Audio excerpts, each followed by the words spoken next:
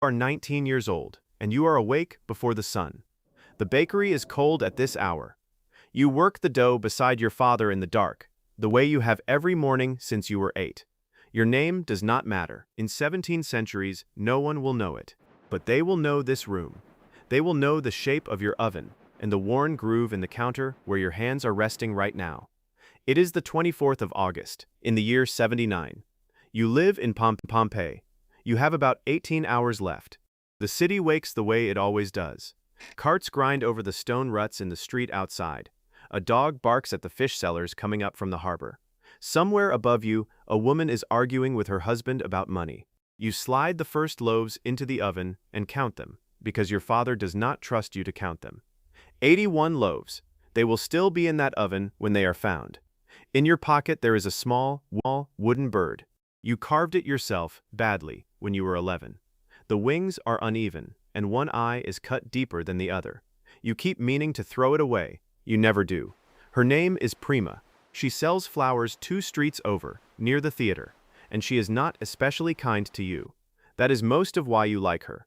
Yesterday you scratched her name into the plaster by the fountain, the way every boy in this city does. You wrote it too large, and you did not sign it. She has already seen it. She has said nothing about it, which you have decided is a good sign. Tonight there is a festival, and you are going to speak to her. You have been rehearsing the sentence for 9 days. This is the last ordinary morning of your life, and it is completely unremarkable. That is the part nobody tells you. Nothing marks a day as the last one. Though if you were paying attention, there have been warnings for weeks. The well at the end of your street went dry in July. So did the one behind the baths. Your father says the summer is hot, and the summer is hot, so nobody argues with him. The dogs have been strange. They will not settle at night. They bark at the hillside, at nothing. 2 days ago, every bird left the vineyards on the mountain at once. You watched them go and thought it looked like smoke. The ground shakes sometimes. The ground always shakes here. 17 years ago, an earthquake broke half the city, and half the city is still being rebuilt. Scaffolding leans against the temple walls. The Forum is a construction site. You have grown up in a town that is permanently slightly broken, and you have learned not to notice. So when the tremors come that morning, you notice nothing. The mountain behind your city is called Vesuvius. You have climbed it. Everyone has. Its slopes hold the best vineyards in Italy, dark and rich, and the wine from them is sold as far away as Gaul. No one you have ever met has used the word volcano about it. There is no such word in your language. Nobody in Pompeii understands what they are living under, because the mountain has been quiet for 800 years. At about 1 in the afternoon, you are carrying a tray across the courtyard. You hear it before you see it. Not a bang. A sound like the sky tearing along a seam. The tray is still in your hands when the light changes. You step into the street and look up, and so does everyone else.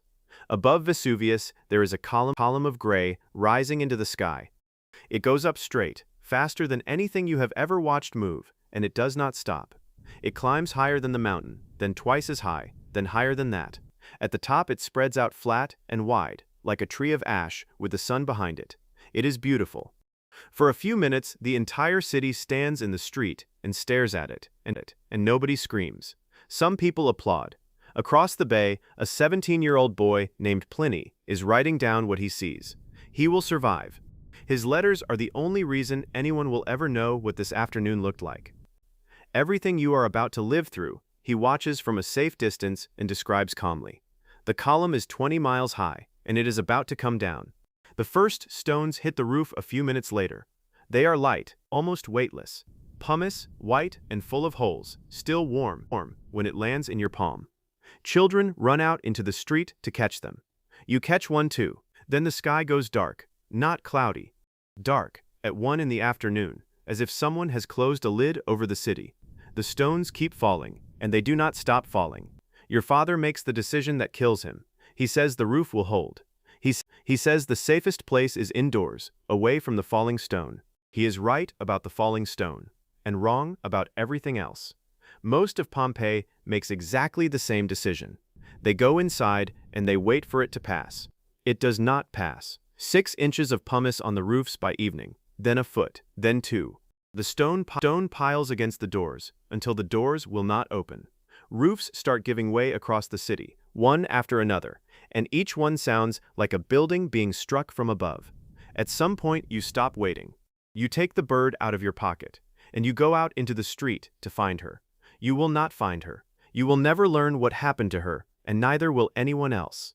The plaster by the fountain, with her name scratched into it too large and unsigned, survives.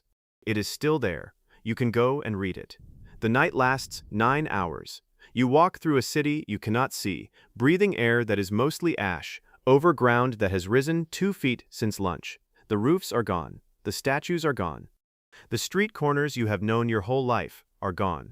You are 19 years old, and you are lost in your own town. Somewhere near the harbor gate you stop. You are not going to reach her. You sit down against a wall with your back to the mountain because you are tired and because there is nowhere left to go. The thing that kills you arrives just after dawn. It is not lava.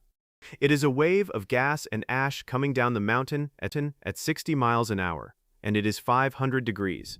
You do not see it because you cannot see anything. You do not hear it because it is faster than that. It takes less than a second. Everyone still in Pompeii dies in roughly the same moment, in whatever position they happen to be in. That is why we have you. 17 centuries later, a man named Giuseppe Fiorelli notices that the hardened ash is full of hollow spaces. He works out what they are. He pours liquid plaster into one, and waits, and chips the rock away. And a person comes out, not bones, a shape. A man with his hands over his face. A dog twisting against its chain. A woman holding a child, with the fold of her sleeve still visible in the plaster. More than 1,000 of these have been made. We do not know a single one of their names, but we know what they were doing. One was carrying keys. One was carrying a jar of coins. One was found with a small carved animal closed inside his hand. The bread is still in the oven.